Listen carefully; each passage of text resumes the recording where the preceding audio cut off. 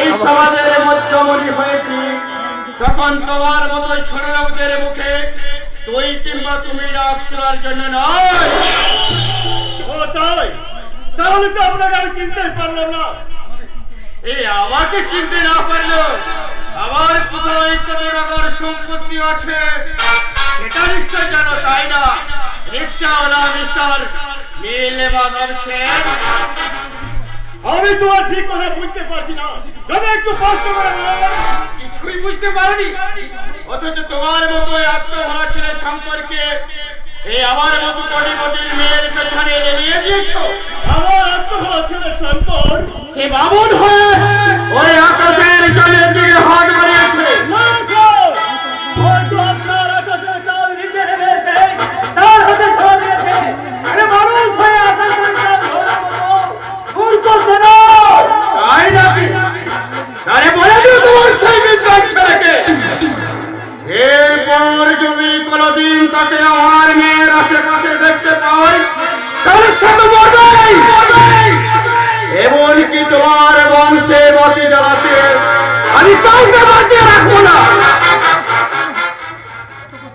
এত কষ্ট করতে কেন হবে স্যার? বাড়িতে গিয়ে নিজের মেয়েকে একটু সাবধান করে দিলে তো লাগা ছুটে গেল। তোমার সাহস দেখে আমি অবাক হয়ে যাচ্ছি।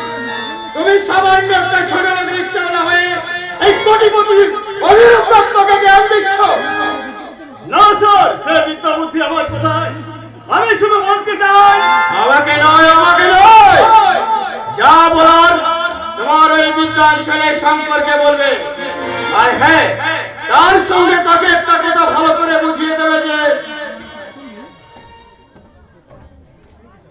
তার সারা মাসের বেতনের টাকা দিয়ে আমার মেয়ের এক জোড়া চপ্পলও কেনা যায় না। বলবো স্যার, নিশ্চয় বলবো। আপনার মতন এই মহান মানুষের কথাগুলো না বলে কি পারি?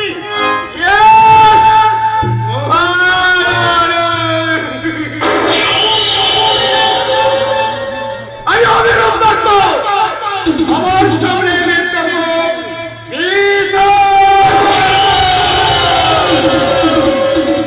আর সেই গল্প পার হয়ে আমি এসেছি তোদের মতো ছোটদের বাসায় পা দিয়ে চলার জন্য।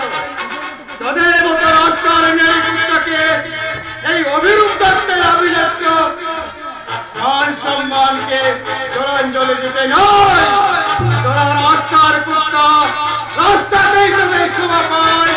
তোদের মতো রাস্তার নেতৃত্বকে এই অভিরূপ দত্ত আত্মরূপে বরণ করে তার আভিজাত্য মান সম্মানকে সে কখনোই জলাঞ্জলি দেবে না। কথাটা ভালো করে মনে রাখিস, রিক্সাওয়ালা মিস্টার নীলবাদল সেন।